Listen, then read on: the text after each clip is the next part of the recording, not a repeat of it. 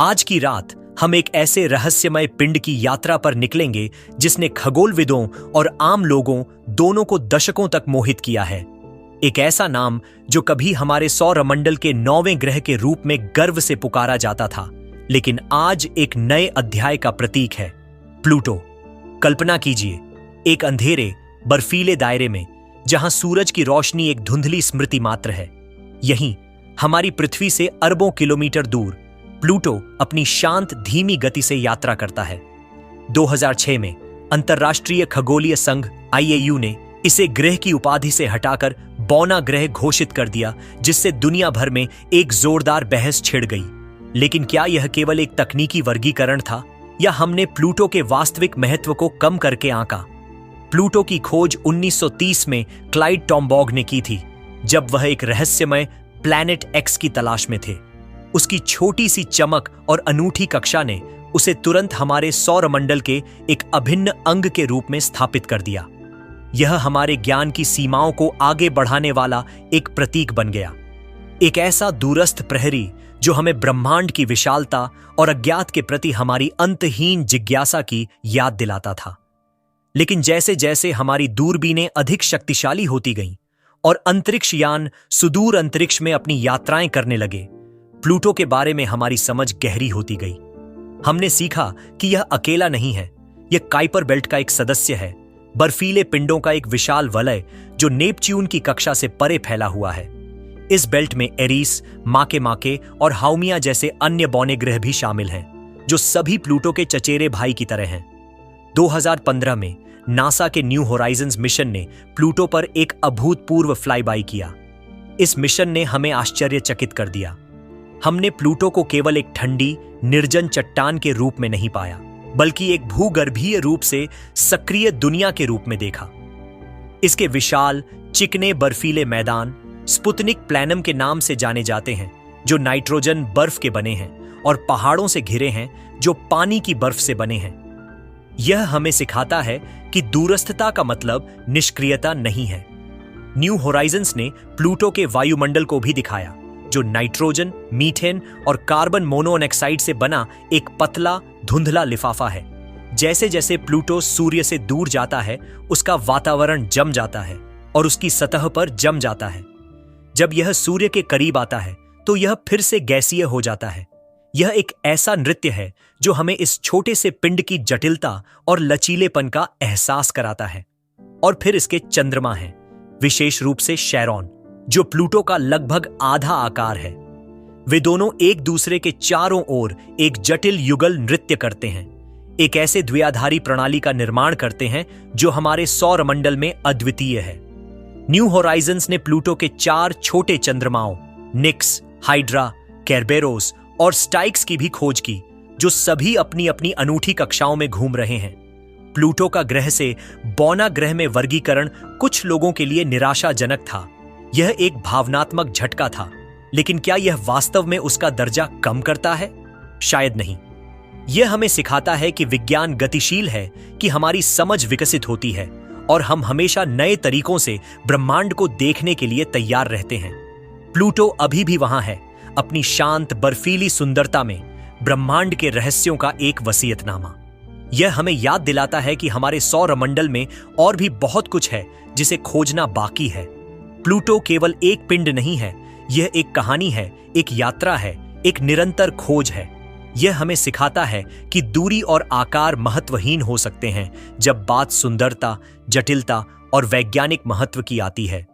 Pluto दूरस्थ लेकिन अछूता नहीं, आज भी हमें मोहित करता है, हमें अपने ब्रह्मांड की विशालता और हमारे ज्ञान की सीमाओं को चुनौती देने की हमारी अनंत क्षमता के बारे में सोचने पर मजबूर करता है।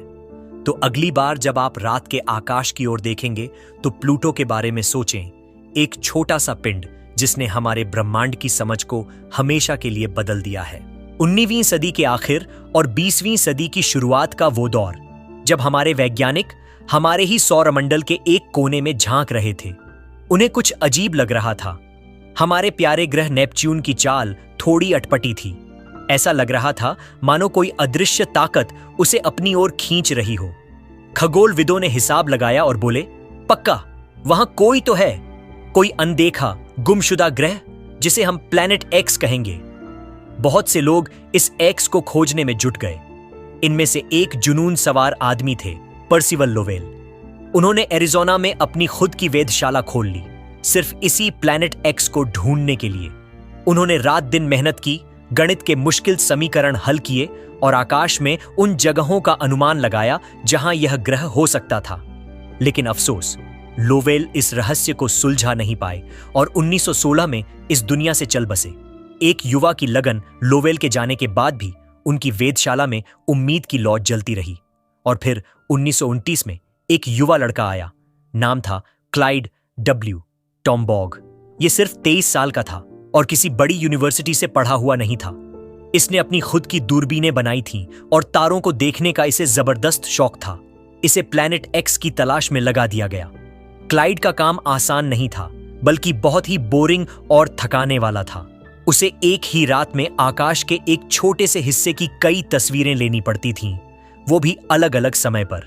फिर इन तस्वीरों को एक खास मशीन, जिसे ब्लिंक कंपैरेटर कहते थे, में डालकर देखता था। ये मशीन एक के बाद एक तस्वीरों को तेजी से दिखाती थी। सोचो, तारे तो अपनी जगह से हिलते नहीं, वो तो स्थिर दिखते हैं। लेकिन अगर कोई ग्रह होगा तो वो अपनी चाल के कारण तस्वीरों में थोड़ा सा खिसका हुआ दिखेगा। ये काम ऐसा था जैसे ढेर सारी रेत में एक छोटी सी सुई ढूंढना। आखिरकार वो पल आया। महीनों की कड़ी मेहनत, आंखों में जलन और पीठ में दर्द के बाद आखिरकार वो ऐतिहासिक पल आया। 18 फरवरी 1930 का दिन। क्लाइड मिथुन राशि वाले हिस्से की फोटोग्राफिक प्लेटें देख रहा था। अचानक उसकी आंखें एक छोटे से धुंधले से बिंदु पर ठिठक गईं। वो हिल रहा था। हाँ, वही नन्हा सा बिंदु जिसकी तलाश लोवेल इतने सालों से कर रहे थे। क्लाइड ने फौरन 23 जनवरी और 29 जनवरी की पुरानी प्लेटों पर भी उसे चेक किया और हाँ, वो वहां भी था। बस फिर क्या था? क्लाइड ने तुरंत अपनी खोज की पुष्टि की और 13 मार्च 1930 को लोवेल ऑब्जर्वेटरी ने दुनिया को इस नए ग्रह की खबर दी। मजे की बात तो यह है कि 13 मार्च पर्सिवल लोवेल का जन्मदिन भी था। क्या शानदार संयोग! प्लूटो का नामकरण अब बारी थी इस नए ग्रह को नाम देने की। दुनिया भर से हजारों सुझाव आए, लेकिन नाम आया एक 11 साल की छोटी सी लड़की वेनेटिया बर्नी के दिमाग से, जो इंग्लैंड के ऑक्सफोर्ड में रहती थी। उसने सोचा कि यह ग्रह इतना दूर है, इतना अंधेरा है, तो क्यों ना इसे पाताल लोक के रोमन देवता प्लूटो का नाम दिया जाए। वैज्ञानिकों को यह नाम इतना पसंद आया कि उन्होंने झट से इसे मान लिया। तो इस तरह क्लाइड टॉम्बॉग की मेहनत, लगन और थोड़ी किस्मत ने हमें प्लूटो से मिलवाया। यह सिर्फ एक ग्रह की खोज नहीं थी, बल्कि ये इस बात का सबूत था कि अगर हम ठान लें तो ब्रह्मांड के बड़े बड़े रहस्यों को भी सुलझा सकते हैं। और हाँ, ये कहानी ये भी बताती है कि कभी कभी सबसे बड़े काम वो करते हैं जो दिल से सीखते हैं, न कि सिर्फ किताबों से। प्लूटो, हमारे सौरमंडल का वह दूरस्थ और बर्फीला बौना ग्रह, सिर्फ ठंडा और वीरान नहीं है, बल्कि इसका रंग रूप हमारी कल्पना से कहीं ज्यादा विविधता भरा और दिलचस्प है। जब 2015 में नासा के न्यू होराइजन्स अंतरिक्ष यान ने इसके पास से उड़ान भरी, तो दुनिया ने पहली बार प्लूटो के असली चेहरे को देखा, और वह हमारी अपेक्षाओं से कहीं ज्यादा रंगीन निकला। इसकी सतह पर रंगों की एक अद्भुत श्रृंखला दिखाई देती है। ये एक ही रंग का नहीं है, बल्कि हल्के नीले, पीले, नारंगी और गहरे लाल रंगों का एक सुंदर मिश्रण है, मानो किसी कलाकार के कैनवास पर रंगों को उकेरा गया हो। प्लूटो पर गहरे लाल और नारंगी रंग के क्षेत्र मुख्य रूप से थोलिन्स नामक जटिल कार्बनिक यौगिकों के कारण होते हैं। ये थोलिन्स सूर्य के पराबैंगनी प्रकाश और ब्रह्मांडीय किरणों के कारण प्लूटो के वायुमंडल में मौजूद नाइट्रोजन और मीथेन जैसी गैसों की रासायनिक प्रतिक्रिया से बनते हैं और धीरे धीरे सतह पर गिरकर उसे एक गहरी लाल भूरे रंग की परत देते हैं।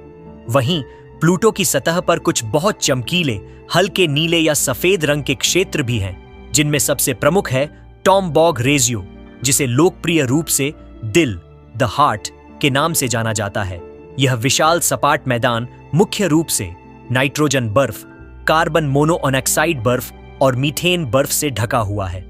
इन बर्फीले मैदानों की चिकनी और अपेक्षाकृत नई सतह उन्हें यह चमकीला रूप देती है। इसके विपरीत कुछ क्षेत्र, जैसे कि क्लुथुला मैकुला, जिसे व्हेल के नाम से भी जाना जाता है, बहुत गहरे, या लगभग काले रंग के दिखाई देते हैं, जहां थोलिन्स की मोटी परतें जमा होती हैं। प्लूटो का वातावरण भी बहुत पतला है, लेकिन इसमें एक दिलचस्प नीली धुंध दिखाई देती है। यह नीली धुंध भी थोलिन्स के छोटे छोटे कणों के कारण होती है। जब सूर्य का प्रकाश इन सूक्ष्म कणों से टकराता है तो यह नीली रोशनी को बिखेरता है, ठीक वैसे ही जैसे पृथ्वी पर हमारा आकाश नीला दिखाई देता है। यह नीली धुंध प्लूटो की लाल नारंगी सतह के साथ एक अद्भुत विरोधाभास पैदा करती है। प्लूटो पर रंगों की इतनी विविधता कई कारकों के कारण है। इसकी सतह पर मौजूद विभिन्न प्रकार की बर्फें, नाइट्रोजन, मीथेन, पानी, कार्बन मोनोऑक्साइड और थोलिन्स इसे अलग अलग रंग देते हैं। इसकी भूगर्भीय गतिविधि के कारण नए बर्फीले मैदान बनते रहते हैं, जो पुराने गहरे रंग के क्षेत्रों को ढक लेते हैं, जिससे रंगों में अंतर आता है और सूर्य के प्रकाश तथा प्लूटो के वातावरण के बीच की रासायनिक प्रतिक्रियाएं लगातार थोलिन्स बनाती रहती हैं, जो सतह पर गिरकर उसे रंग देती हैं। इसके अलावा प्लूटो की अत्यधिक अंडाकार कक्षा और लंबा वर्ष, लगभग 248 पृथ्वी वर्ष, इसके मौसम में बड़े बदलाव लाते हैं। जैसे जैसे यह सूर्य के करीब आता है, इसकी कुछ बर्फें वाष्पीकृत होती हैं और जब यह दूर जाता है तो वे फिर से जम जाती हैं, जिससे सतह के रंगों में परिवर्तन आता है। संक्षेप में, प्लूटो का रंग रूप सिर्फ काला या भूरा नहीं है, जैसा कि कभी सोचा जाता था। यह एक गतिशील, बहुरंगी दुनिया है, जिसके हर रंग में एक कहानी छिपी है, जो हमें इस दूरस्थ बौने ग्रह की जटिलता और सुंदरता के बारे में बताती है।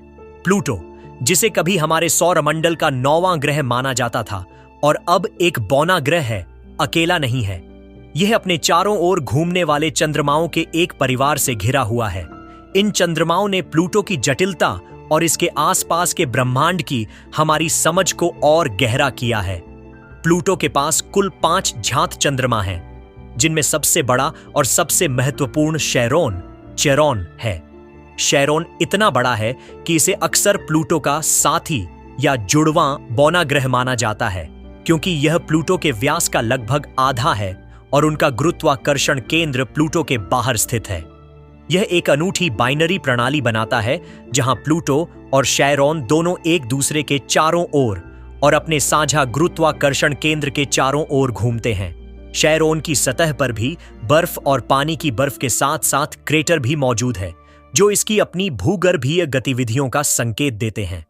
न्यू होराइजन्स मिशन ने चेरोन पर एक रहस्यमय गहरे लाल रंग के ध्रुवीय क्षेत्र की खोज की, जिसे मोरडोर मैकुला नाम दिया गया है, जिसके बारे में माना जाता है कि यह प्लूटो से भागने वाली मीथेन गैस के कारण बना है, जो चेरोन के ध्रुवों पर जम गई और फिर सूर्य के यूवी विकिरण से रासायनिक रूप से बदल गई। चेरोन के अलावा प्लूटो के पास 4 छोटे अनियमित आकार के चंद्रमा भी हैं, निक्स, हाइड्रा, केरबेरोस और स्टिक्स। इन सभी चंद्रमाओं को हबल स्पेस टेलीस्कोप का उपयोग करके 2005 और 2012 के बीच खोजा गया था। निक्स और हाइड्रा अपेक्षाकृत बड़े हैं, जबकि केरबेरोस और स्टिक्स बहुत छोटे और धुंधले हैं। इन छोटे चंद्रमाओं की सबसे दिलचस्प विशेषता यह है कि उनकी कक्षाएं काफी अराजक और अप्रत्याशित हैं। वे एक दूसरे के साथ गुरुत्वाकर्षण रूप से बातचीत करते हैं और एक अनियमित तरीके से घूमते हैं, जिससे उनकी परिक्रमा और घूर्णन काफी जटिल हो जाता है। उदाहरण के लिए, न्यू होराइजन्स डेटा से पता चला है कि निक्स लगभग हर 29 घंटे में अपनी धुरी पर घूमता है, लेकिन इसकी घूर्णन अक्ष पूरी तरह से अस्थिर है, जबकि हाइड्रा भी काफी तेजी से और अनियमित रूप से घूमता है। केरबेरोस और स्टिक्स की भी ऐसी ही अनियमित गतियां हैं, जो उन्हें सौरमंडल में अद्वितीय बनाती हैं। इन सभी चंद्रमाओं का निर्माण कैसे हुआ, यह खगोलविदों के लिए एक महत्वपूर्ण प्रश्न है। सबसे प्रचलित सिद्धांत यह है कि अरबों साल पहले प्लूटो एक बड़े पिंड से टकराया था, जिससे निकली हुई सामग्री ने इन चंद्रमाओं का निर्माण किया। यह सिद्धांत पृथ्वी और चंद्रमा के निर्माण के समान है। न्यू होराइजन्स मिशन द्वारा एकत्र किए गए डेटा ने इन चंद्रमाओं की सतहों, आकारों और कक्षाओं के बारे में विस्तृत जानकारी प्रदान की है, जिससे वैज्ञानिकों को प्लूटो प्रणाली के गठन और विकास को समझने में मदद मिली है।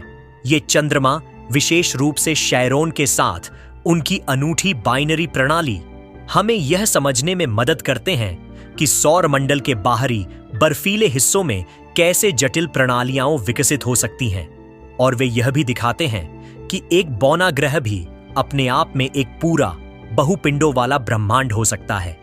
प्लूटो सिर्फ एक अकेला बौना ग्रह नहीं है, बल्कि उसके पास चंद्रमाओं का एक छोटा सा परिवार है जिसमें कुल 5 झांत चंद्रमा शामिल हैं। यह पूरा परिवार एक साथ मिलकर एक जटिल और मंत्रमुग्ध कर देने वाला नृत्य करता है, जो हमारे सौर मंडल में काफी अनूठा है।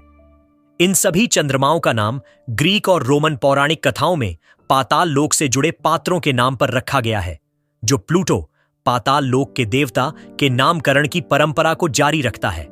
सबसे बड़ा और सबसे महत्वपूर्ण चंद्रमा है चैरन। शैरॉन की खोज 1978 में हुई थी और यह प्लूटो का लगभग आधा आकार का है। यह इतना बड़ा है कि कई खगोलविद इसे प्लूटो के डबल ड्वार्फ प्लैनेट सिस्टम या युग्मक बौना ग्रह प्रणाली का हिस्सा मानते हैं, क्योंकि प्लूटो और शैरॉन दोनों एक सामान्य गुरुत्वाकर्षण केंद्र बैरिसेंटर के चारों ओर घूमते हैं, जो प्लूटो की सतह के बाहर स्थित है। यह बिल्कुल ऐसा है जैसे दो नर्तक एक दूसरे का हाथ पकड़कर घूम रहे हों। शैरॉन टाइडली लॉक्ड है, जिसका अर्थ है कि शैरॉन का एक ही चेहरा हमेशा प्लूटो की ओर रहता है और प्लूटो का भी एक ही चेहरा हमेशा शैरॉन की ओर रहता है। न्यू होराइजन्स मिशन ने दिखाया कि शैरॉन की सतह पर भी दिलचस्प भूवैज्ञानिक विशेषताएं हैं, जिसमें एक बड़ा लाल ध्रुवीय क्षेत्र मोर्डोर मैकुला शामिल है, जिसके बारे में माना जाता है कि यह प्लूटो के वातावरण से निकली मीथेन गैस के कारण बना है। शैरॉन के अलावा प्लूटो के 4 छोटे अनियमित आकार के चंद्रमा भी हैं। निक्स यह शैरॉन के बाद खोजा गया दूसरा चंद्रमा है, जिसे 2005 में हबल स्पेस टेलीस्कोप द्वारा खोजा गया था। निक्स का आकार एक लंबी आलू या मूंगफली जैसा है और इसकी सतह पर भी कुछ लाल धब्बे देखे गए हैं। यह अपनी धुरी पर काफी बेतरतीब ढंग से घूमता है, यानी इसका घूमना अस्त व्यस्त रहता है। हाइड्रा निक्स के साथ ही 2005 में खोजा गया हाइड्रा प्लूटो का सबसे बाहरी झात चंद्रमा है। इसका आकार भी अनियमित है और यह अपनी सतह पर पानी की बर्फ की उपस्थिति दर्शाता है। यह भी निक्स की तरह ही अनियमित रूप से घूमता है। केरबेरोस इसे 2011 में हबल टेलीस्कोप द्वारा खोजा गया था। यह प्लूटो का चौथा चंद्रमा है और इसका आकार 2 जुड़े हुए पिंडों जैसा डबल लोब्ड दिखाई देता है, जिससे यह संकेत मिलता है कि यह संभवतः 2 छोटे पिंडों के आपस में जुड़ने से बना होगा। यह भी एक अनियमित घूमने वाला चंद्रमा है। स्टिक्स 2012 में खोजा गया स्टिक्स प्लूटो का सबसे छोटा और सबसे आंतरिक चंद्रमा है। यह भी अनियमित आकार का है और इसका घूमना भी अनियमित है। ये सभी छोटे चंद्रमा शैरॉन की तुलना में बहुत छोटे और हल्के हैं और वे सभी प्लूटो और शैरॉन के संयुक्त गुरुत्वाकर्षण केंद्र के चारों ओर एक जटिल नृत्य में घूमते हैं। वैज्ञानिकों का मानना है कि प्लूटो के चंद्रमाओं का यह पूरा परिवार संभवतः सौरमंडल के शुरुआती इतिहास में प्लूटो और कुइपर बेल्ट के किसी अन्य बड़े पिंड के बीच एक विशाल टक्कर के परिणाम स्वरूप बना होगा। इस टक्कर से जो मलबा निकला वह धीरे धीरे इन चंद्रमाओं में कोएलेस्ड एक साथ जम गया। प्लूटो के ये चंद्रमा हमें इस बात की गहरी समझ देते हैं कि दूरस्थ सौरमंडल में भी भूगर्भीय और खगोलीय प्रक्रियाएं कितनी जटिल हो सकती हैं। ये हमें ब्रह्मांड की विशालता में छिपे अनगिनत रहस्यों की याद दिलाते हैं, जिन्हें हम अभी भी खोज रहे हैं। आज जब हम ब्रह्मांड के रहस्यों पर बात करते हैं तो अक्सर एक सवाल उठ खड़ा होता है, जिसने खगोलविदों और आम लोगों दोनों को लंबे समय तक उलझाए रखा है। क्या प्लूटो एक ग्रह है या एक बौना ग्रह? यह सिर्फ एक वैज्ञानिक वर्गीकरण नहीं है, बल्कि एक भावनात्मक बहस है जो हमारी ब्रह्मांड की समझ और उसे परिभाषित करने के तरीके पर रोशनी डालती है। ग्रह बनाम बौना ग्रह। बहस की जड़ सालों तक हमारी पाठ्य पुस्तकों में 9 ग्रह हुआ करते थे, जिनमें प्लूटो को 9वां ग्रह माना जाता था। लेकिन 2006 में अंतर्राष्ट्रीय खगोलीय संघ IAU ने एक बड़ा फैसला लिया, जिसने इस पूरी बहस को जन्म दिया। उन्होंने ग्रहों को परिभाषित करने के लिए 3 नए नियम बनाए। सूर्य की परिक्रमा करना, कोई भी खगोलीय पिंड जो सूर्य की परिक्रमा करता हो। पर्याप्त द्रव्यमान, गोलाकार आकार। उस पिंड का द्रव्यमान इतना होना चाहिए कि वह अपने स्वयं के गुरुत्वाकर्षण के कारण लगभग गोलाकार आकार धारण कर सके। अपनी कक्षा को साफ करना। पिंड को अपनी कक्षा के आसपास के क्षेत्र से अन्य छोटे पिंडों को हटा देना चाहिए या अपने गुरुत्वाकर्षण के कारण उन्हें अपनी ओर खींच लेना चाहिए, यानी अपनी कक्षा को साफ कर लेना चाहिए। जब इन नियमों को लागू किया गया तो बुध से नेपच्यून तक के सभी 8 ग्रह इन तीनों कसौटियों पर खरे उतरे, लेकिन प्लूटो तीसरी कसौटी पर फेल हो गया।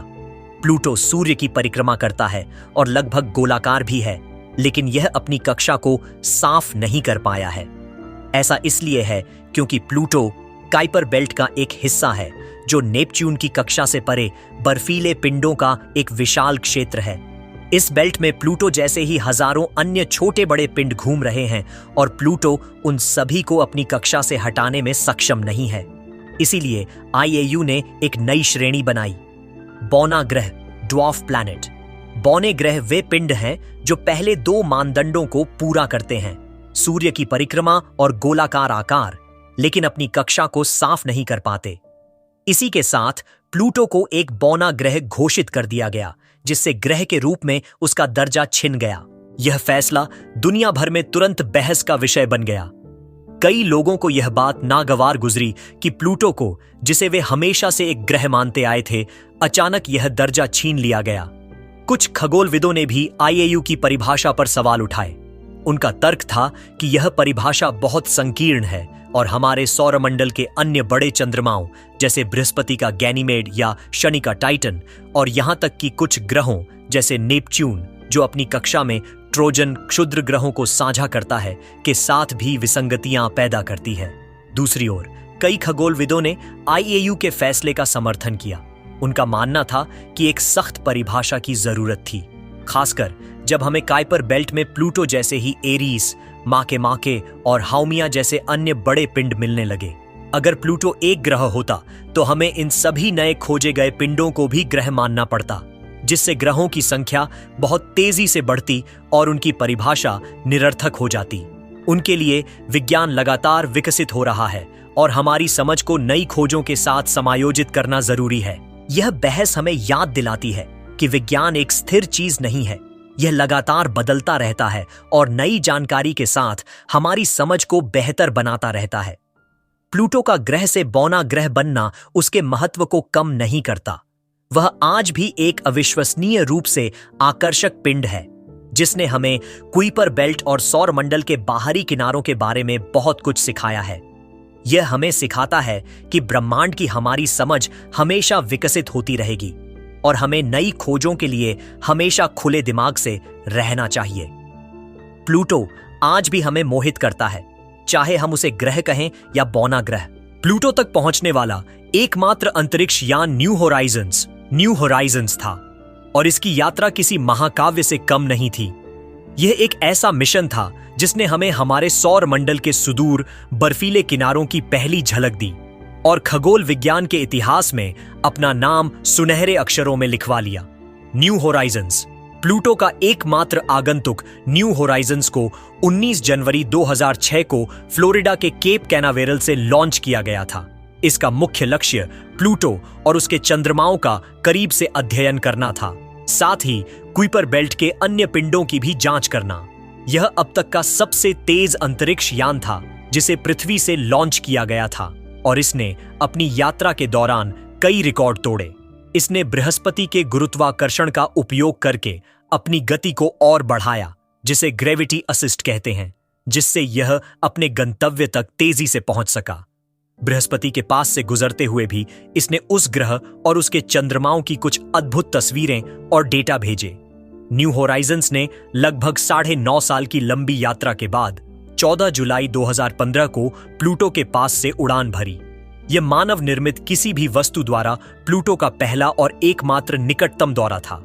इस फ्लाईबाई के दौरान यान ने प्लूटो और उसके सबसे बड़े चंद्रमा शेरॉन की अभूतपूर्व तस्वीरें लीं और उनके बारे में अनमोल डेटा इकट्ठा किया। इन तस्वीरों और डेटा ने प्लूटो के बारे में हमारी समझ को पूरी तरह से बदल दिया। हमने देखा कि प्लूटो सिर्फ एक बर्फीला गोला नहीं है, बल्कि एक भूगर्भीय रूप से सक्रिय दुनिया है, जिसमें विशाल बर्फीले मैदान, पहाड़ और एक पतला वायुमंडल है। फ्लाईबाय के बाद भी न्यू होराइजन्स ने अपनी यात्रा जारी रखी। यह अब कुइपर बेल्ट में गहरे चला गया है, जहां इसने 1 जनवरी 2019 को अरोकोथ नामक एक और कुइपर बेल्ट ऑब्जेक्ट केबीओ का सफलतापूर्वक फ्लाईबाय किया, जो अब तक का सबसे दूर का पिंड है जिसका मानव निर्मित यान द्वारा दौरा किया गया है।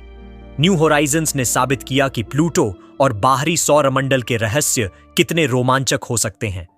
यह मिशन न केवल एक इंजीनियरिंग चमत्कार था, बल्कि इसने हमें ब्रह्मांड की विशालता में हमारी जगह और दूरस्थ दुनिया को जानने की हमारी अदम्य इच्छा की भी याद दिलाई। यह आज भी डेटा भेज रहा है। हालांकि प्लूटो के बाद इसका प्राथमिक मिशन पूरा हो चुका है, लेकिन यह हमें सुदूर ब्रह्मांड की नई अंतर्दृष्टि प्रदान करता रहेगा। प्लूटो, जिसे कभी हमारे सौरमंडल का 9वां ग्रह माना जाता था और अब एक बौना ग्रह के रूप में वर्गीकृत किया गया है, हमारी ब्रह्मांडीय समझ के लिए अविश्वसनीय रूप से महत्वपूर्ण है।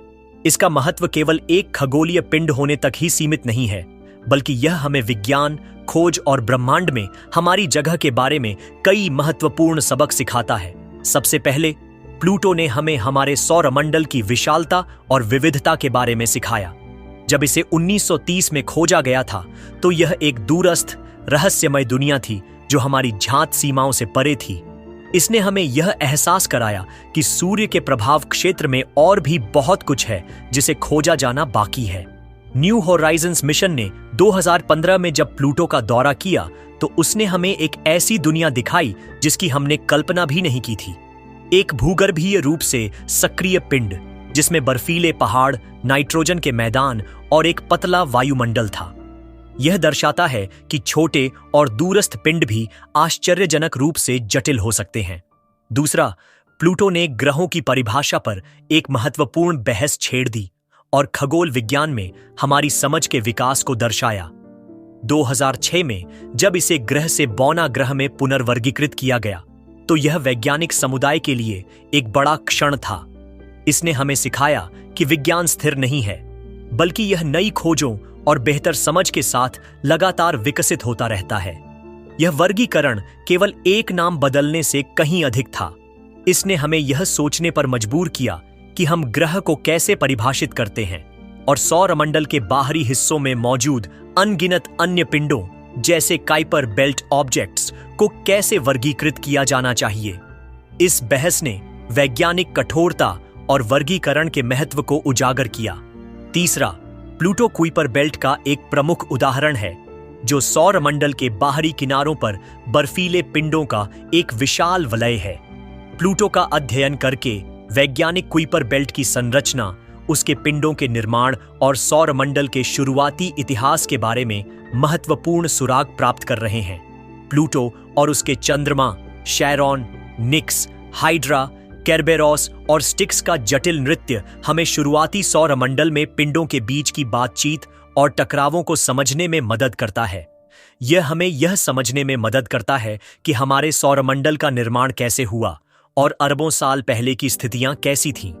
अंत में, प्लूटो ने मानव अन्वेषण और जिज्ञासा की अदम्य भावना को प्रेरित किया है। न्यू होराइजन्स मिशन एक असाधारण इंजीनियरिंग उपलब्धि थी, जिसने हमें अरबों किलोमीटर दूर एक दुनिया की पहली विस्तृत झलक दी। यह मिशन केवल डेटा इकट्ठा करने के बारे में नहीं था। यह मानव जाति की अज्ञात को जानने, सीमाओं को तोड़ने और ब्रह्मांड के प्रति हमारी अंतहीन जिज्ञासा को शांत करने की इच्छा का प्रतीक था। प्लूटो की कहानी हमें यह याद दिलाती है कि अभी भी ब्रह्मांड में कितना कुछ है जिसे खोजा और समझा जाना बाकी है, और हमें हमेशा नए क्षितिज की तलाश में रहना चाहिए। कुल मिलाकर, प्लूटो हमारे लिए सिर्फ एक दूर का पिंड नहीं है। यह एक वैज्ञानिक शिक्षक है जिसने हमें सौरमंडल की विविधता, वैज्ञानिक परिभाषाओं के विकास, ब्रह्मांडीय इतिहास और मानव अन्वेषण की शक्ति के बारे में महत्वपूर्ण सबक सिखाए हैं। यह हमें हमेशा यह याद दिलाता है कि ब्रह्मांड की हमारी समझ हमेशा विकसित होती रहेगी और उसमें खोजे जाने वाले रहस्य कभी खत्म नहीं होंगे। प्लूटो, जिसने 2015 में न्यू होराइजन्स मिशन के फ्लाईबाय के बाद अपनी अद्भुत दुनिया का खुलासा किया, अब वैज्ञानिकों की अगली बड़ी खोज का केंद्र बन गया है। हालांकि अभी तक प्लूटो के लिए कोई आधिकारिक रूप से स्वीकृत और लॉन्च किया गया भविष्य का मिशन नहीं है, लेकिन वैज्ञानिक समुदाय सक्रिय रूप से विभिन्न महत्वाकांक्षी अवधारणाओं पर काम कर रहा है और उन्हें नासा और अन्य अंतरिक्ष एजेंसियों के समक्ष प्रस्तुत कर रहा है। ये भविष्य के मिशन न्यू होराइजन्स द्वारा छोड़े गए कई अनुत्तरित प्रश्नों का जवाब देने और प्लूटो, उसके चंद्रमाओं और व्यापक कुइपर बेल्ट की हमारी समझ को गहरा करने का लक्ष्य रखते हैं।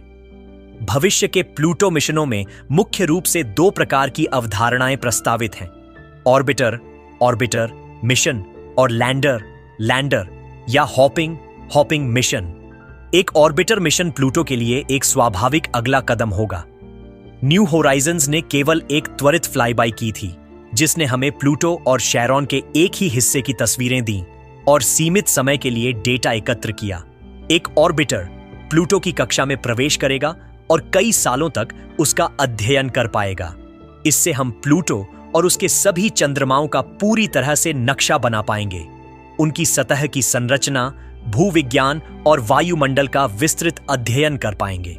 वैज्ञानिक यह जानना चाहते हैं कि क्या प्लूटो की सतह के नीचे एक भूमिगत महासागर है जो जीवन के लिए संभावित रूप से अनुकूल हो सकता है।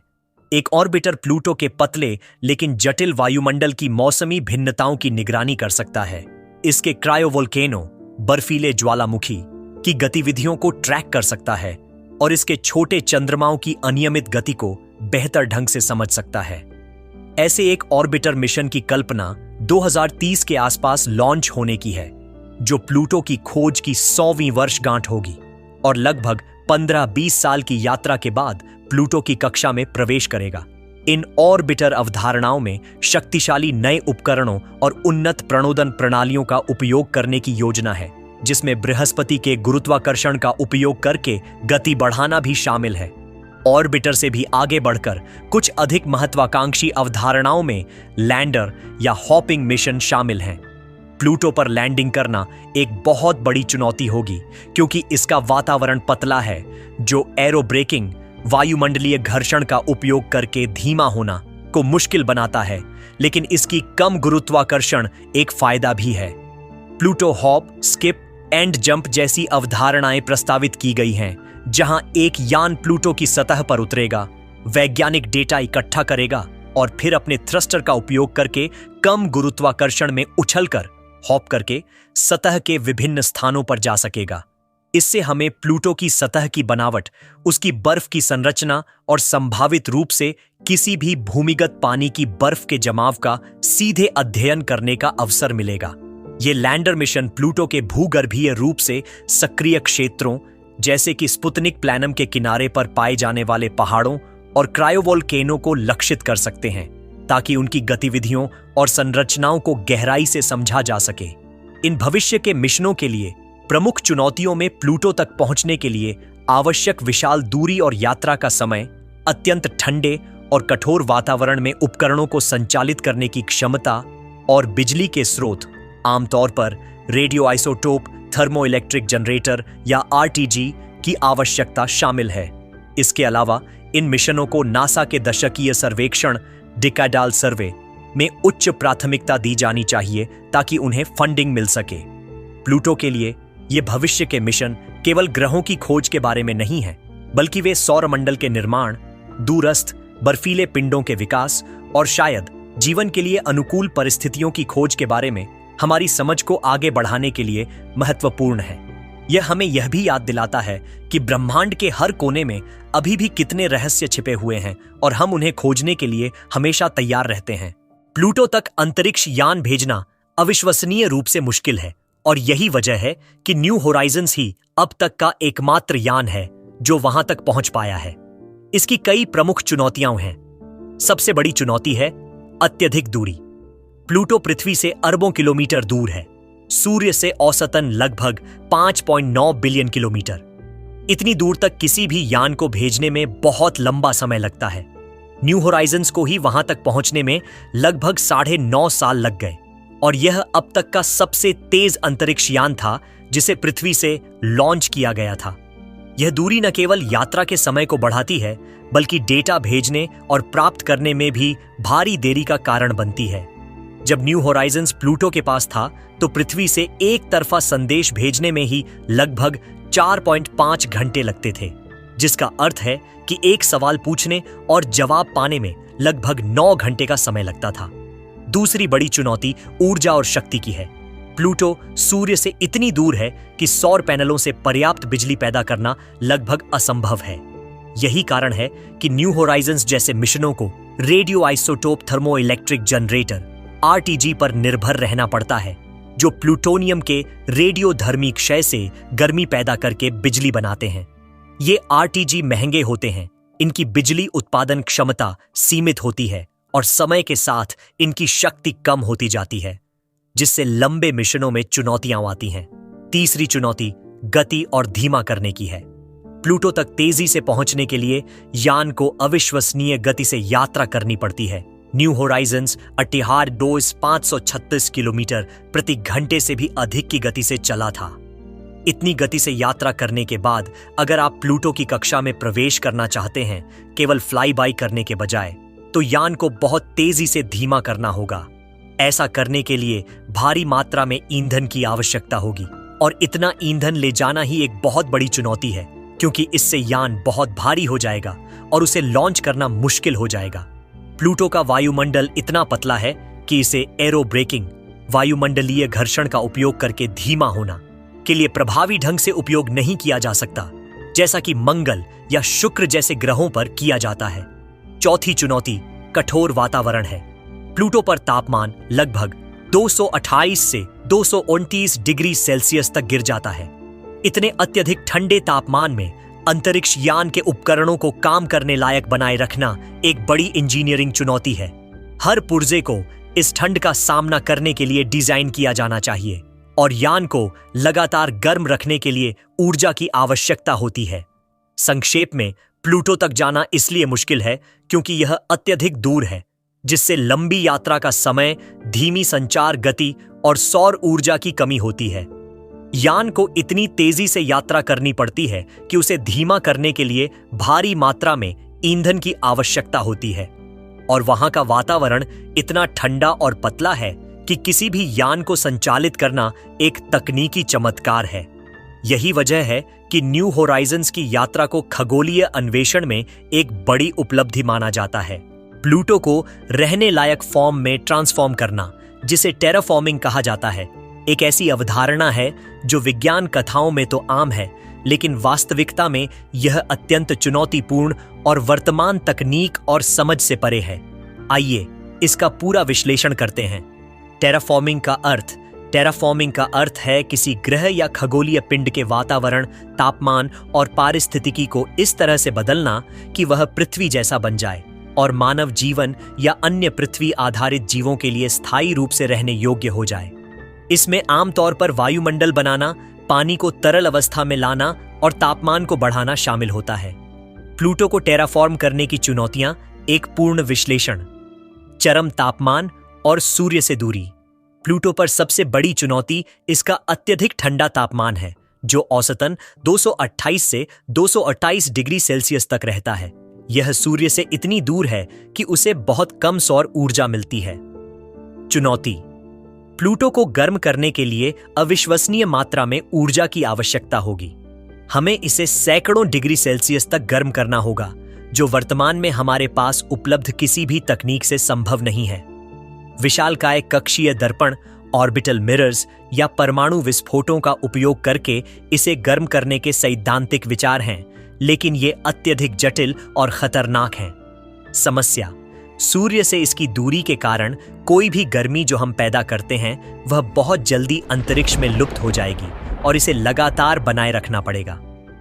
पतला और गायब होता वायुमंडल: प्लूटो का वर्तमान वायुमंडल बहुत पतला है और मुख्य रूप से नाइट्रोजन, मीथेन और कार्बन मोनोऑक्साइड से बना है।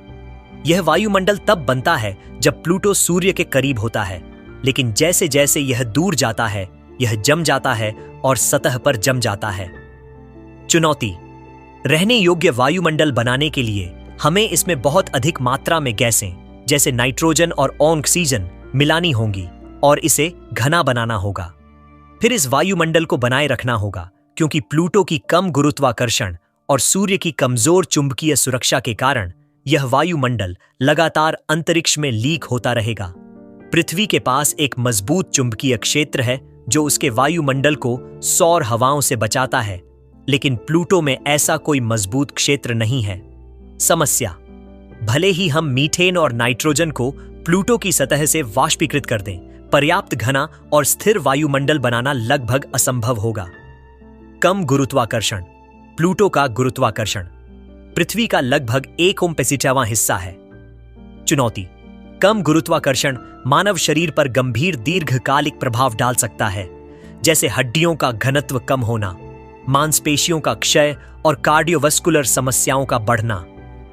यह सुनिश्चित करना मुश्किल होगा कि इंसान ऐसी परिस्थितियों में स्वस्थ रूप से रह सकें और प्रजनन कर सकें। समस्या: कम गुरुत्वाकर्षण एक बनाए गए वायुमंडल को लंबे समय तक बनाए रखने की क्षमता को भी कम कर देता है। पानी की उपलब्धता: प्लूटो पर पानी की बर्फ प्रचुर मात्रा में है, लेकिन यह ठोस अवस्था में है और अत्यधिक ठंड के कारण तरल नहीं हो सकता। चुनौती: पानी को तरल अवस्था में लाने के लिए तापमान को बहुत बढ़ाना होगा। समस्या: अगर तापमान बढ़ता भी है तो कम वायुमंडलीय दबाव के कारण पानी तुरंत वाष्पीकृत हो जाएगा, जब तक कि एक पर्याप्त घना वायुमंडल नहीं बना दिया जाता।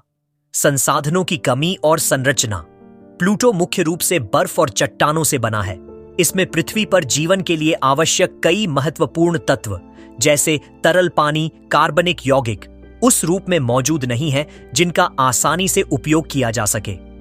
चुनौती: टेराफॉर्मिंग के लिए आवश्यक विशाल मात्रा में सामग्री और ऊर्जा को वहां तक पहुंचाना या स्थानीय रूप से पैदा करना अत्यंत मुश्किल होगा। यात्रा की असीमित चुनौतियां: प्लूटो तक मानव को भेजने की यात्रा ही अपने आप में एक बहुत बड़ी बाधा है, जैसा कि पहले बताया गया है। लंबे समय तक विकिरण का संपर्क, जीवन समर्थन प्रणालियों की आवश्यकता और वहां तक पहुंचने में लगने वाला समय, ये सभी टेराफॉर्मिंग के विचार को और भी जटिल बना देते हैं। निष्कर्ष: संक्षेप में, प्लूटो को रहने लायक फॉर्म में ट्रांसफॉर्म करना अकल्पनीय रूप से कठिन है और वर्तमान में यह वैज्ञानिक कल्पना के दायरे में आता है। यह मंगल या चंद्रमा जैसे अपेक्षाकृत आसान टेराफॉर्मिंग लक्ष्यों, जो खुद भी बेहद चुनौतीपूर्ण हैं, की तुलना में कहीं अधिक दुर्गम है।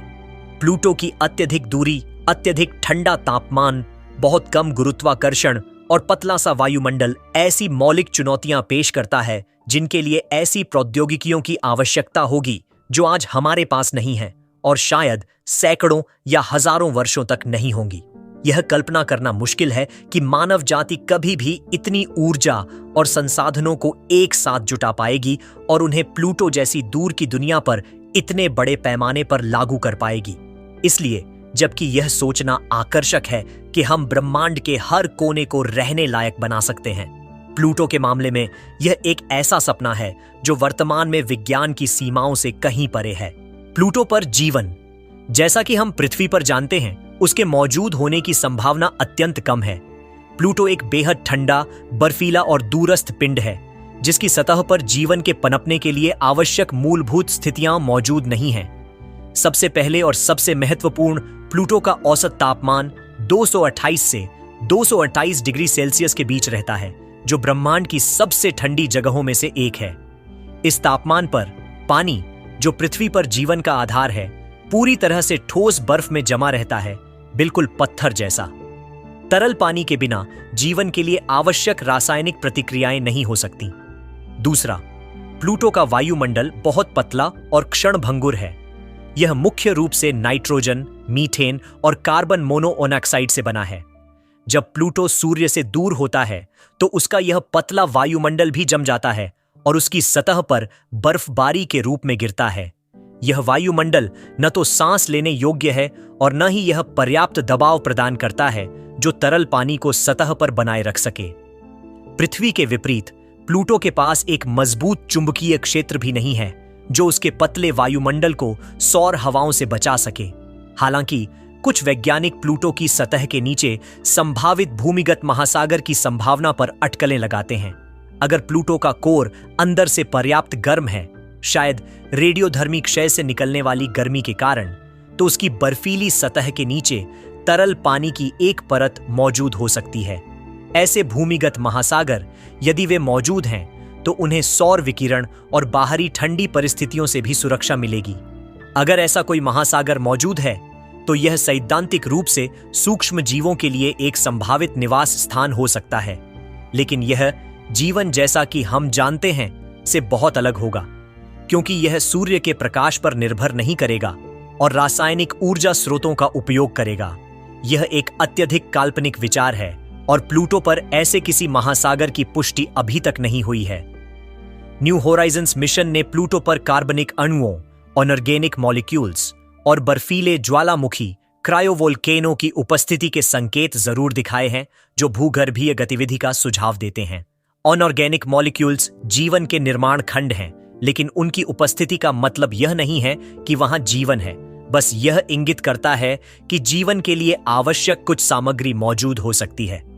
कुल मिलाकर प्लूटो की सतह पर या उसके पतले वायुमंडल में किसी भी प्रकार के जीवन की संभावना नगण्य है। यदि जीवन मौजूद भी है तो यह अत्यधिक चरम परिस्थितियों में रहने वाले सूक्ष्म जीवों का एक बहुत ही विशेष रूप होगा, और यह प्लूटो की सतह के नीचे गहरे भूमिगत महासागर में ही पाया जा सकता है, जिसके अस्तित्व की अब भी पुष्टि होनी बाकी है। प्लूटो एक आकर्षक दुनिया है, लेकिन यह जीवन की तलाश के लिए हमारी पहली प्राथमिकता नहीं है। प्लूटो पर आइस आधारित जीवन, आइस बेस्ड लाइफ की संभावना, जैसा कि हम उसे समझते हैं, सीधे तौर पर उसकी सतह पर मौजूद बर्फीले वातावरण से जुड़ी नहीं है, बल्कि यह उसके सतह के नीचे संभावित रूप से मौजूद तरल पानी के महासागर की परिकल्पना से अधिक संबंधित है। आइए इसे थोड़ा और गहराई से समझते हैं। सतह पर जीवन की संभावना अत्यंत कम। प्लूटो की सतह पर तापमान इतना कम होता है 228 से 228 डिग्री सेल्सियस कि पानी की बर्फ पत्थर जैसी कठोर होती है। इस अत्यधिक ठंड में जीवन के लिए आवश्यक रासायनिक प्रतिक्रियाएं लगभग असंभव हैं। पृथ्वी पर जहां हमें बर्फ पर कुछ सूक्ष्म जीव मिलते हैं, जैसे आर्कटिक में, वहां भी ये जीव वास्तव में तरल पानी की सूक्ष्म जेबों में पनपते हैं, जो बर्फ के क्रिस्टल के बीच मौजूद हो सकती हैं, या जब तापमान थोड़ा बढ़ता है तो वे सक्रिय होते हैं। प्लूटो पर ऐसा वातावरण शायद ही मौजूद हो। इसके अलावा प्लूटो का वायुमंडल इतना पतला है कि यह किसी भी जीव को हानिकारक विकिरण से प्रभावी ढंग से नहीं बचा सकता। इसलिए सीधे तौर पर आइस आधारित जीवन का मतलब अगर बर्फीली सतह पर सक्रिय जीवन से है तो इसकी संभावना लगभग नगण्य है। अभी से लगभग 5 अरब साल बाद जब हमारे सूर्य का जीवन चक्र अपनी अंतिम अवस्था में पहुंचेगा, तब प्लूटो का भाग्य भी नाटकीय रूप से बदल जाएगा। यह एक ऐसी घटना होगी जो पूरे सौर मंडल को प्रभावित करेगी, और प्लूटो भी इसका अपवाद नहीं होगा। सूर्य एक पीला बौना येलो ड्वार्फ तारा है, और यह अपनी अधिकांश ऊर्जा हाइड्रोजन को हीलियम में संलयन करके उत्पन्न करता है। जब इसका हाइड्रोजन ईंधन खत्म हो जाएगा लगभग 5 अरब साल में, तो सूर्य का कोर सिकुड़ना शुरू हो जाएगा और बाहर की परतें फैलनी शुरू हो जाएंगी। इस चरण में सूर्य एक लाल विशालकाय रेड जायंट तारे में बदल जाएगा। यह इतना विशाल हो जाएगा कि यह बुध, शुक्र और संभवतः पृथ्वी को भी निगल जाएगा। इस प्रक्रिया में सूर्य का तापमान बहुत अधिक बढ़ जाएगा और उसकी चमक भी कई हजार गुना बढ़ जाएगी।